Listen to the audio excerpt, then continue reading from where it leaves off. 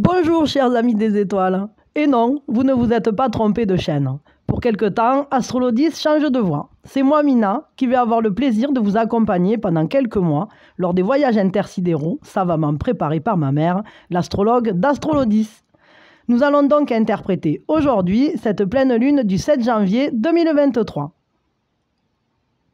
Cette pleine lune est la floraison de la nouvelle lune du 23 décembre qui était conjointe au solstice d'hiver. Nouvelle lune, vous vous en souvenez, qui marquait une renaissance, un renouveau. Nous sommes encore sur les énergies puissantes du solstice d'hiver. Nous appellerons cette pleine lune, que nous allons étudier, pleine lune des rois mages, car elle s'effectue conjointement au Noël orthodoxe le 7 janvier et à l'épiphanie, fête des rois mages, avec la galette.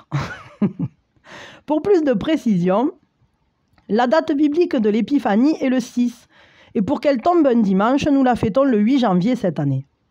Les rois mages, 3 initiés, astrologues, prophètes, venus adorer l'enfant rédempteur et porteurs de cadeaux, l'or, l'encens et la myrrhe. De nombreux pays fêtent cette manifestation. Et comme il n'y a pas de hasard, en astrologie, le degré solaire sidéral de cette pleine lune est sur un degré de mage. Un mage tiare au front 70 mains, ce qui est bien représentatif de la période énergétique. C'est donc une pleine lune où un cadeau, une révélation ou un message va nous être offert. En simplifiant ces symboles, cette révélation peut être de l'ordre de l'or, donc sur le plan financier. Avec l'encens, une élévation spirituelle, ou avec la myrrhe, une rédemption sur le plan physique, une guérison. L'année commence pour nous, avec une soif de faire croître et avec l'opportunité de projets à réaliser, semblable à la naissance d'un enfant que nous allons aider à grandir dans la perspective d'un avenir meilleur. Un ou plusieurs projets importants qui nous tiennent à cœur nous motivent et pour lesquels nous allons nous démener et transformer notre vie. La pleine lune est en force dans le signe du Cancer, où elle se situe et dont elle est le maître. N'oublions pas ici que c'est de l'énergie puissante, de renaissance de la nouvelle lune précédente, du solstice dont il est question. Quel domaine de vie, quels événements cette pleine lune en Cancer va-t-elle impacter? Le signe du Cancer appuie le symbolisme de renaissance que nous venons de décrire. Il est en effet le signe de la fertilité, de l'enfant, de la mère et par extension de la famille, de la maison, d'une communauté, des maisons publiques comme les écoles, les commerces, les mairies, tous les bâtiments publics. Par son symbolisme de naissance, où le principe d'unité devient multiplicité de vie, il représente la foule, la popularité. Et bien sûr, avec la mère, tous les principes nourriciers allant de la nourriture aux soins que l'on s'accorde ou que nous apportons aux autres. En accord avec le symbolisme de l'eau, il est en lien avec l'expression de notre âme, les émotions, le corps, puisqu'il contient environ 70% d'eau. Le corps comme notre âme est cette éponge en laquelle s'impriment nos pensées, nos mémoires. La lune le représente donc. Il est aussi le récepteur de nos intuitions. La lune, c'est aussi les perceptions de l'invisible, les ressentis. La lune, c'est enfin notre sécurité. Sécurité intérieure et extérieure. Le crabe est bien protégé par sa carapace. Ainsi, ce sont des problèmes ayant trait à ces domaines qui vont trouver un éclairage, un nouveau souffle à cette pleine lune. C'est ici un nouveau départ et non une conclusion. Une nouvelle porte, opportunité, s'ouvre. Nous avons déjà, depuis quelques mois, accompli un gros travail sur notre partie lunaire et tous ces domaines précités, car la lune noire aussi est en Cancer, dont la lune est le maître. La première incursion de la lune noire dans le signe du Cancer date de décembre 2021.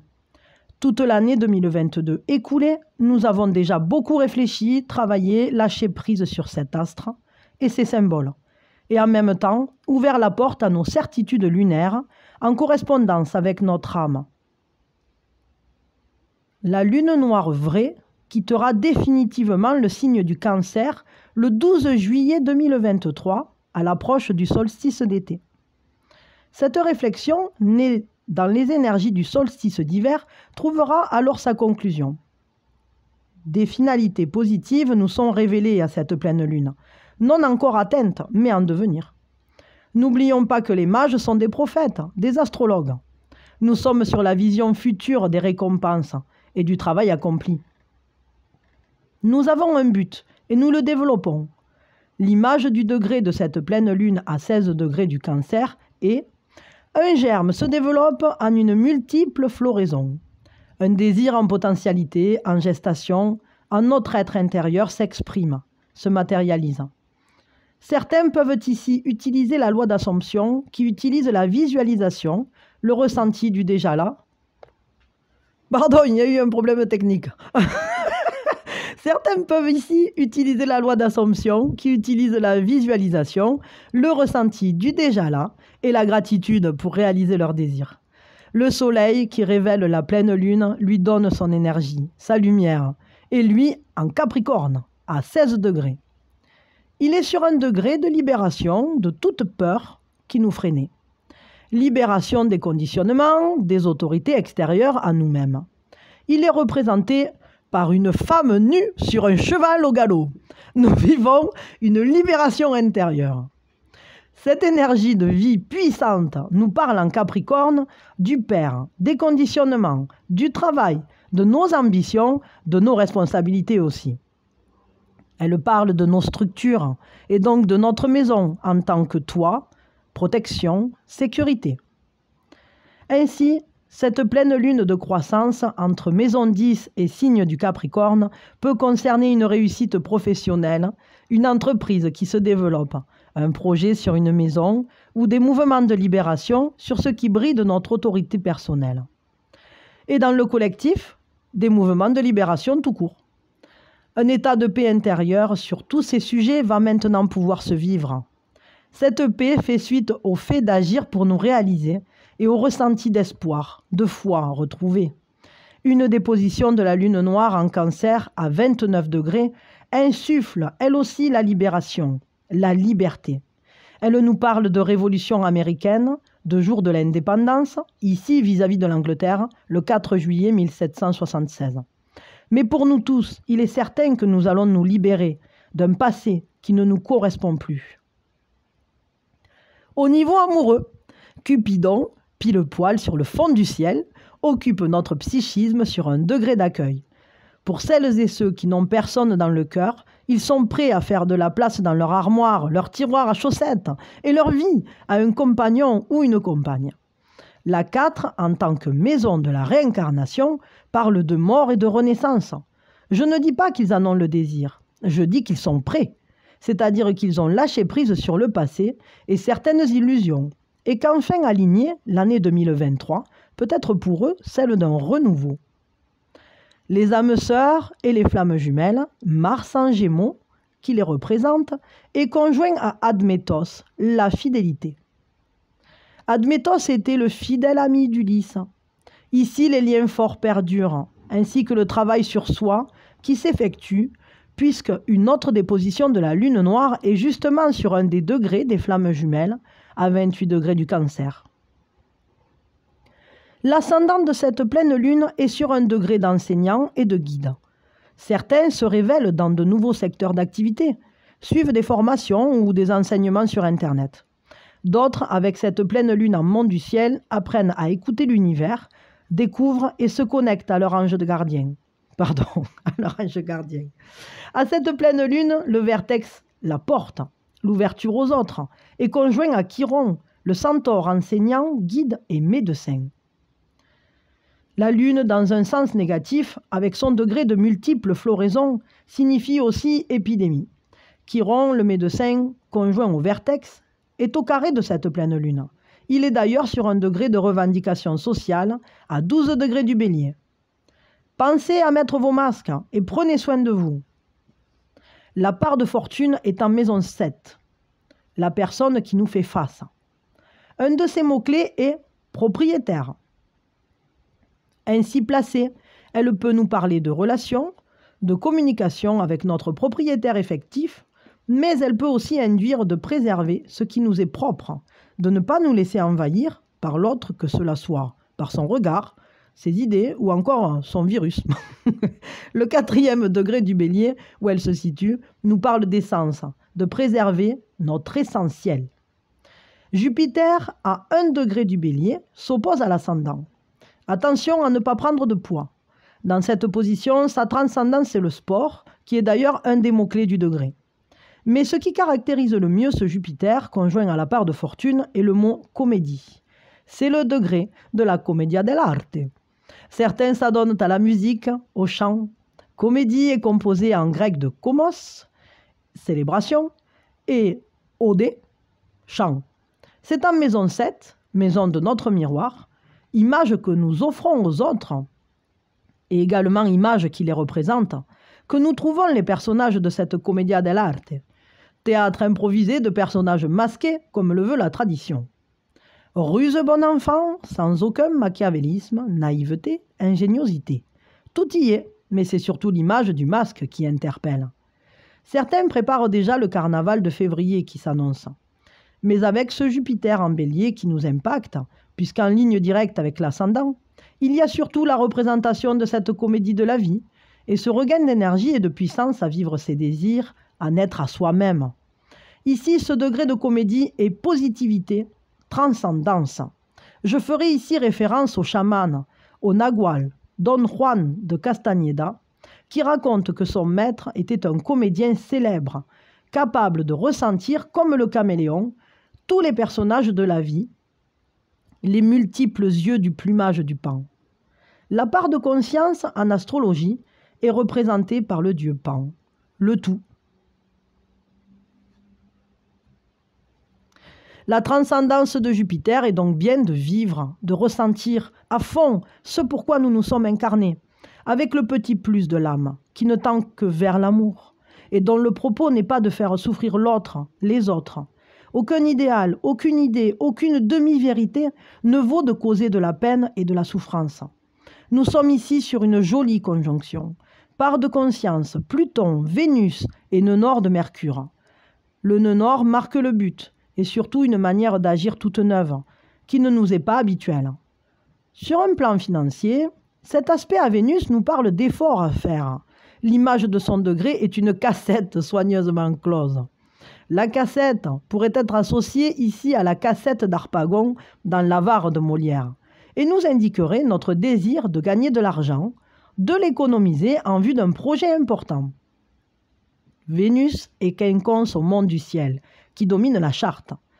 Ce monde du ciel est sur un degré qui nous demande de prendre nos dispositions par rapport à ce but lunaire, sujet de la pleine lune en Cancer, dont nous avons parlé plus haut.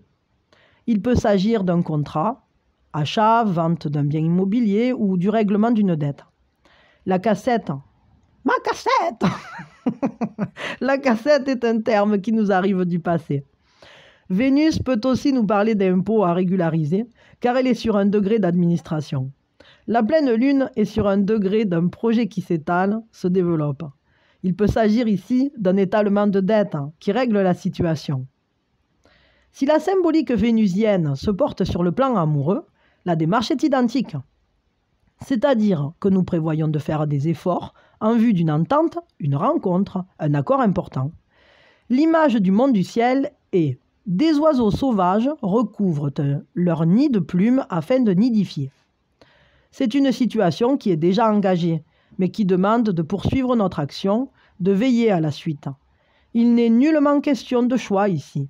Il y a une notion d'évidence, d'harmonie, de symbiose. Il y a une suite à une situation du passé qui demande maintenant à passer un cap, à naître, se réaliser. L'ascendant du thème de la pleine lune est sur un degré de secret, de connaissance secrète. Il se lie ici à Pluton, également maître des secrets, qui est conjoint à Vénus. Vénus étant maître de l'ascendant, il y a de grandes chances pour que ce qui nous motive et que nous allons faire croître soit de l'ordre du secret, que nous n'en parlions pas. La révélation, l'enseignement qui nous a été fait est en notre fort intérieur, comme la manifestation de l'enfant, nouveau-né, au roi mage dans la crèche. Il y a une question de protection, de germe à protéger, pour qu'il puisse se développer. Chacun aura son roi Hérode personnel, qui, ayant peur d'être détrôné, voudra tuer notre projet. Le signe du Cancer est celui de la protection. Et n'oublions pas que les rois mages, à qui Hérode avait demandé de repasser pour lui dire où se trouvait l'enfant, sont partis en cachette, par d'autres chemins. Pour continuer sur la manière dont nous allons agir, nous défendre, nous allons maintenant parler de Mars. Mars redevient direct le 12 janvier de cette demi-lunaison. Une situation en attente depuis début septembre va se débloquer aux alentours de cette date. Ce Mars est en Gémeaux. Il peut aussi nous parler de problèmes de véhicule, de scolarité, de communication avec un ou une amie loin de nous. Tant qu'il est en Gémeaux, Mercure, l'intellect, prédomine, avec à chaque transit martien un peu d'angoisse ou d'agressivité latente. Il va falloir attendre la mi-mars pour que nous soyons enfin libérés d'une deuxième situation délicate qui perdurait depuis plusieurs mois. En Gémeaux, Mars est double. Un des deux problèmes avec Mars peut être d'ordre médical. Bien sûr, nous ne pouvons oublier le carré Saturne-Uranus, toujours actif, surtout en ces temps de besoin de libération de ce qui nous opprime. Mais justement, c'est par Mars et son action que ce carré se manifeste. Avec ces libérations martiennes, c'est un pas pour l'entente entre Uranus et Saturne que nous accomplissons. Nous prenons nos responsabilités saturniennes en main, nous allons vers une restructuration qui va nous permettre cette individuation, cette réalisation uranienne. Les nouveaux paradigmes mentaux qui vont nous diriger vont de pair avec une matérialité différente, un cadre de vie, un corps différent. Mars est l'outil de ce carré Saturne-Uranus. De ce carré est née une blessure. Cette pleine lune la met en exergue. Il y a une forme de handicap, de blocage, qui peut être physique, mais pas uniquement. L'une des images est un cavalier dont la monture boite, ou encore un homme regarde sa charrue d'un air découragé à l'entrée d'un champ où seul le début d'un sillon est tracé. C'est Chiron au vertex qui peut nous guérir. Étant en bélier, il va le faire par le biais de Mars, dont nous avons parlé ci-dessus. Pour rappel, deux dates principales sont à noter. Les alentours du 12 janvier pour certains cas et la mi-mars pour d'autres. Et en parlant de la date du 12 janvier, une comète va arriver au périhélie du Soleil à cette date. Périhélie signifie point le plus proche. Son dernier passage date du Paléolithique supérieur, il y a environ 50 000 ans. Période pour nous de réchauffement du climat et ainsi de migration et de l'arrivée de l'Homo sapiens. Son petit nom est c'est 2022 E3 ZTF. Alors, mettez-moi dans les commentaires si ça vous parle. Sinon, vous pouvez l'appeler la comète préhistorique, on comprendra. Elle balaie actuellement la constellation de l'hémisphère nord de la couronne boréale. Corona Borealis représente la couronne d'Ariane. Souvenez-vous du fil d'Ariane, du labyrinthe, du Minotaure, de la libération par Thésée, des jeunes gens devant être sacrifiés. Ariane était nommée Libertas. Libertas était la déesse de la Rome antique, de la libération de l'esclavage, de l'oppression et de la tyrannie. La statue de la liberté la représente. Cette comète est certainement précurseuse de l'ère du Verseau. N'oublions pas que Pluton entre en Verseau le 23 mars. Cette comète va être porteuse de mouvements, de revendications et de libération. Nous conclurons cette interprétation par quelques parts arabes. La part de fortune, la part de savoir et la part de succès. La part de fortune est conjointe à la part de savoir.